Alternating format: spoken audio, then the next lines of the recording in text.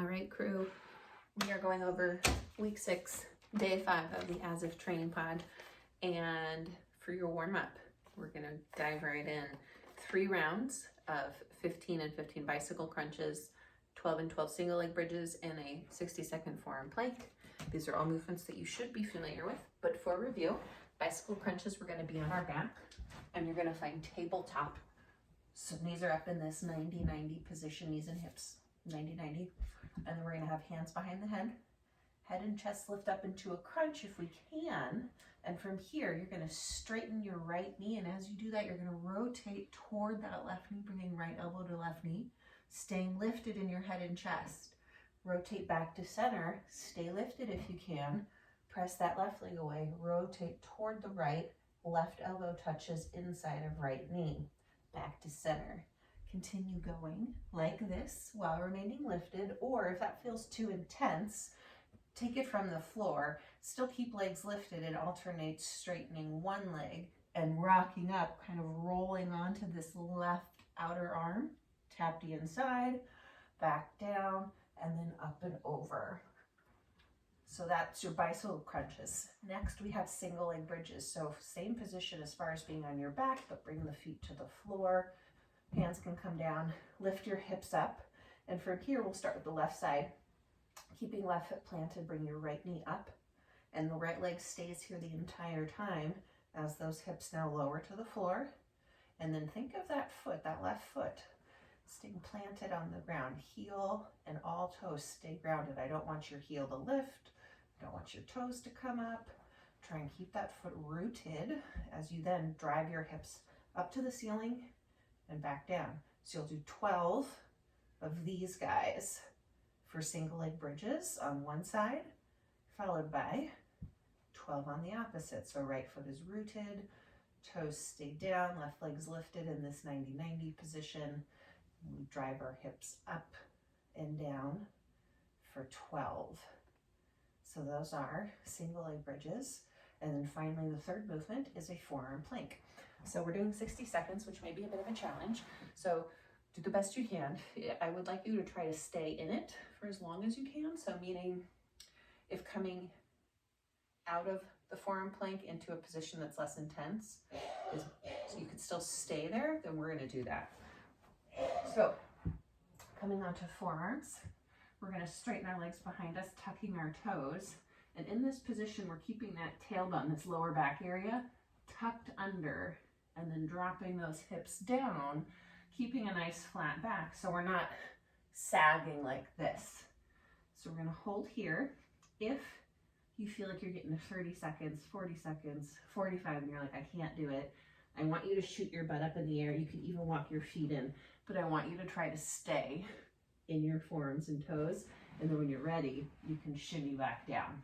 So again, try and do that. Or if that feels like too funny to get into, stay on your forearms, but just drop your knees. But stay lifted. We're still engaging our core here to do this. All right?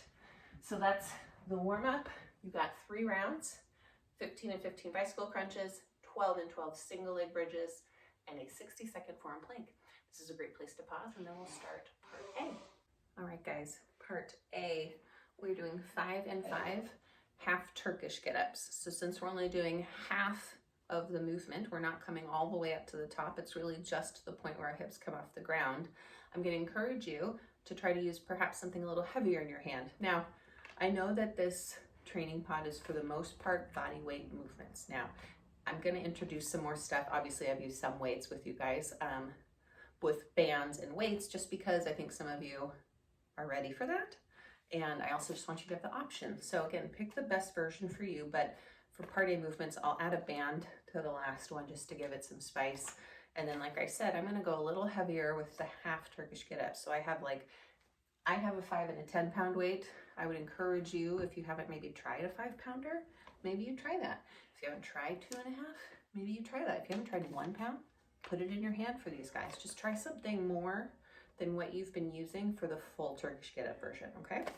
And then, so we'll do 5 and 5. Then 12 and 12 split squats. You don't have to add weight. We'll do them body weight supported, but if you want to towards yourself. You can certainly put dumbbells in your hand. And then we'll finish with clamshells while in modified side plank. And I'm gonna add a band above my knees just to show you how you can make that a little more challenging. So for starters, we got the half Turkish get-ups. So I'm gonna demo with the 5-pounder, and I'm gonna start on my right side. So I'm on my back, left hand is down, left leg is out flat, right knee is bent, and right hand is up toward the ceiling. So for the half, I'm gonna punch the weight toward the ceiling by rocking up onto my forearm first, then hand, then hips lift. That's it. Hips come down, forearm, floor. Drive up to forearm, hand, hips lift, back down, forearm, floor. Since you've been doing these now for, I think this is our 6th week, I said, right? Then these should be getting a little faster, or maybe you don't feel like you need as much cueing for them. So hopefully you feel that way, because it looks that way to me when I'm working with you guys. Left hand up, so now we switch sides. Left knee bent, right leg out flat, right arm out, and you're gonna punch up toward the ceiling, rocking up onto right forearm, right hand, hips lift, hips down, forearm, floor. Rock up to forearm, hand, hips lift, and down, forearm, floor. Forearm, hand, hips, and back, down. All right, followed by split squats. So I'm gonna demo those body weight. If you have a dumbbell, a singular one, you could hold it here.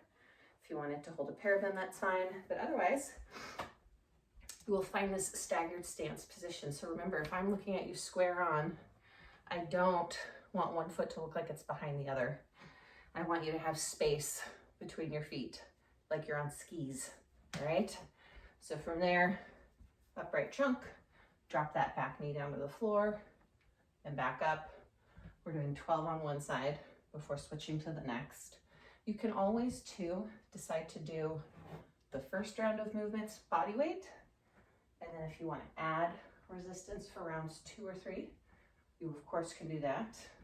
So I've got left foot forward, right foot back, right knee's tapping down while I maintain an upright trunk. And then finally, clamshells on your side. So I'm gonna demo with a band.